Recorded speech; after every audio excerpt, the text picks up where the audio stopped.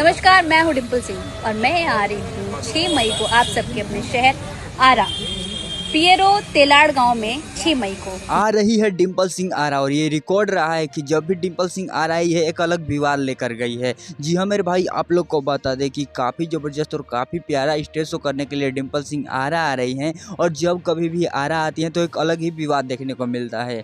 पवन सिंह के नाम लेकर इनको चिढ़ाए जाते हैं, पवन सिंह के नाम लेकर इनको गलत गलत कमेंट किए जाते हैं। फिर भी ये डिम्पल सिंह कुछ बात बोलते हुए नजर नहीं आती। पवन सिंह की तारीफ लगातार करते हुए वहाँ पर नजर आती है और काफ़ी झूमती है और काफ़ी प्यारे तरीके से स्टेज शो करती है। लेकिन आप लोग को बता दें, जब भी आ रही है एक अलग विवाद, एक अलग ही हलचल देखने को मिला है। तो इस बार फिर देखने को मिलेगा एक विवाद और फिर डिम्पल सिंह को सताया जाएगा, फिर डिम्पल सिंह को स्टेज पर ताना दिया जाएगा और उनसे मजाक मस्ती की जाएगी। लेसो आप लोग को बता दें, जहाँ कहीं भी ये लड़की जाती है वहाँ पर एक ना एक विवाद देखने को मिलता है। तो डिम्पल सिंह के बारे में आप क्या कहते हैं, कमेंट करके जरूर बताइएगा। चलिए बढ़ते अगले अपडेट की तरफ। बहुत बात नहीं।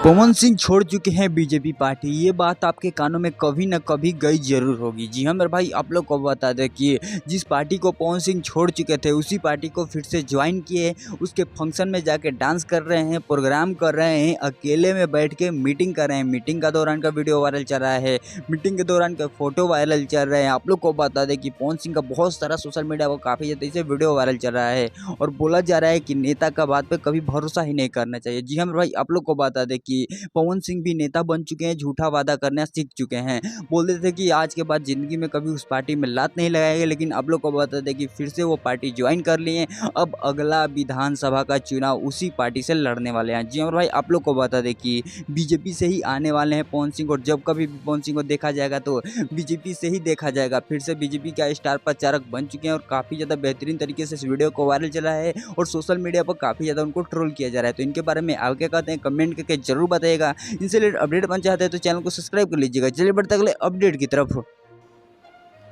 2-3 महीने पहले ही उनका हमने वोटर आईडी बनवाया है। और आपको पता है उनको वोटर आईडी देने में कौन सा डॉक्यूमेंट लगा था?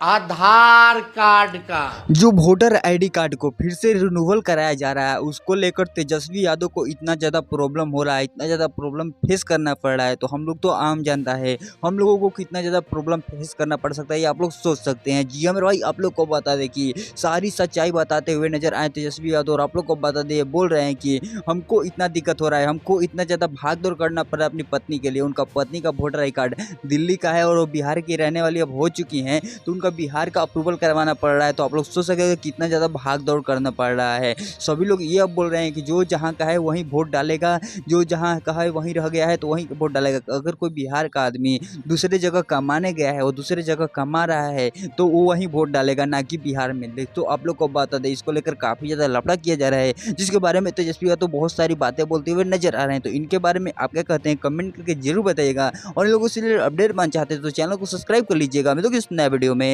किसी नए टॉपिक के साथ, तब तक के लिए भाई।